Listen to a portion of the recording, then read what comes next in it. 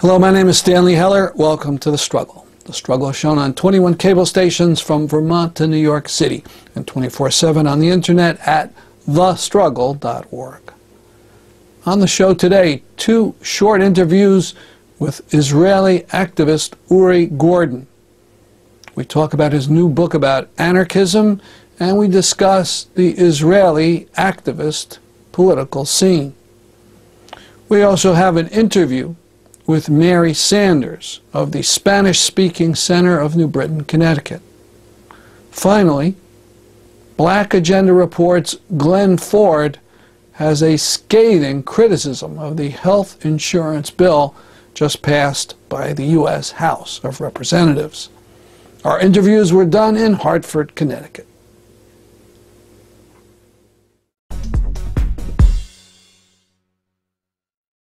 I'm speaking with Uri Gordon, an Israeli activist who's on a book tour. We're going to talk a bit about his book, which is called Anarchy Alive. How are you? Thank you. Good for having me. Now, you know, in this country, the word anarchy is usually used as an insult, meaning chaos. Now, what does anarchy mean, and particularly in the Israeli context? Well, anarchy is a state of society without government. It's a form of socialism without government where things are run through direct democracy, both the workplace and the community. Anarchism is a political theory and philosophy that promotes the maximum combination of freedom and equality for everybody. And that means creating a society without classes, so we reject capitalism. And it also means a society without violence, so we reject the state, which is the concentration of the means of violence of armies and police forces. Anarchy is about a form of social organization, only organization that is voluntary and is based on free accord rather than on class rule. Now, has this been tried anywhere? And I know there's no government, or, well, it couldn't be a government, of course. Has this been tried anywhere? Well, yes. I mean, arguably for 90,000 years of our existence as Homo sapiens, before the creation of the state, temples and standing armies about 10,000 years ago, human beings lived in classless, stateless societies. So there's certainly nothing in human nature that requires us to have a state or ruling classes. If you want to look at modern examples, there are also several of those. For example, in Israel, the early kibbutz communes, those agricultural communes founded by Jewish immigrants to Palestine in the 1910s, 1920s, were effectively anarchist societies, and sometimes explicitly so. From each according to their ability, to each according to their needs. All decisions were made together, there were no bosses, there were no owners, and they really functioned in that way. Also, historically, you can look at much larger scale examples. For example, Eastern Spain during the Spanish Civil War, much of the Ukraine during the Russian Civil War in the 1920s. Those were entire regions that for several years, before they were basically bombed by their enemies, were examples of functioning anarchist societies where the factories were run by the workers, all decisions were taken in direct democratic manner, and everything functioned. Now, when you bring up Spanish Civil War, you get into the question of violence. The goal is to have a nonviolent society, but are anarchists pacifists? Well, many anarchists are pacifists in the sense that they desire a society without violence, and they try to avoid as much as possible any use of violence in their activities. And some are not. Some will argue that if necessary, you must defend yourself from attacks by the state with violence if necessary, and that no revolution has ever actually succeeded with no violence. But I think all anarchists would agree that violence is in principle a bad thing that should be minimized. Let's talk about your book. What are some of the things you get into?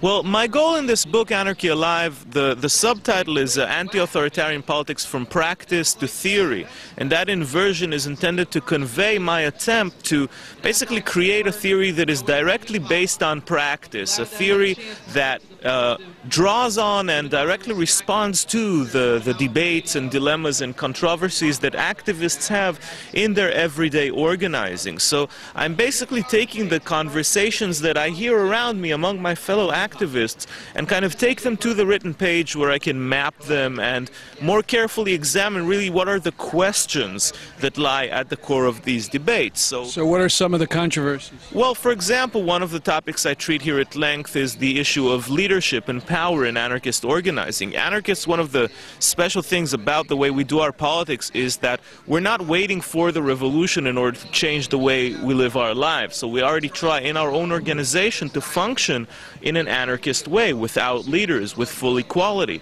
Nevertheless, we often have patterns of inequality and concentrations of power emerging in our own organizations, and that's a big dilemma. So I try to kind of figure out why that happens and how that can be dealt with.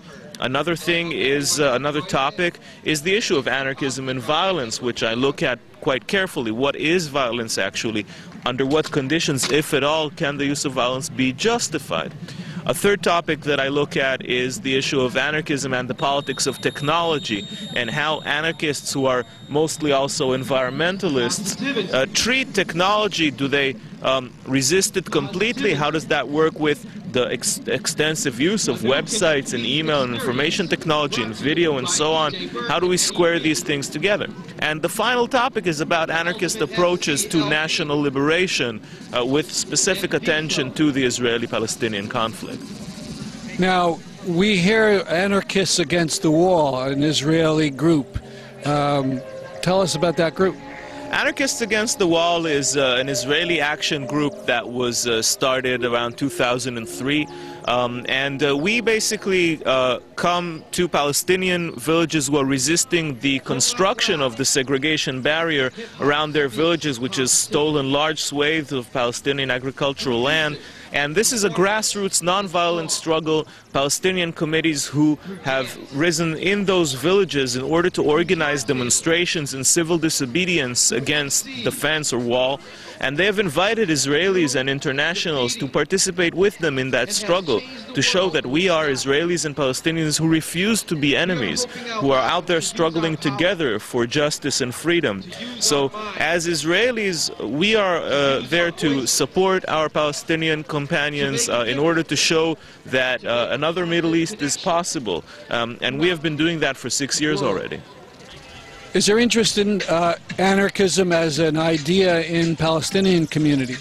Well, there is no organized anarchist movement in Palestine. We have, met several kind of kindred spirits and some sympathizers. But overall, it is more like Marxist and socialist movements that lead the secular left in Palestinian society. So you have the Communist Party and the Popular Front for Liberation of Palestine, Democratic Front for Liberation of Palestine. These are Marxist parties, by and large. Well, let's finish up. You're on a book tour. How has that gone? Well, it's gone very well. I've been really received well everywhere I've gone, and it was great to kind of meet new people and have lots of interesting conversations with other anarchists and activists here in the U.S. And I'll be continuing with this, going over to the north of the East Coast and a few dates in Canada. If you're interested in more information about the book and about the book tour, you can go to my website, which is anarchyalive.com. Well, thank you very much for the interview. Thank you for having me.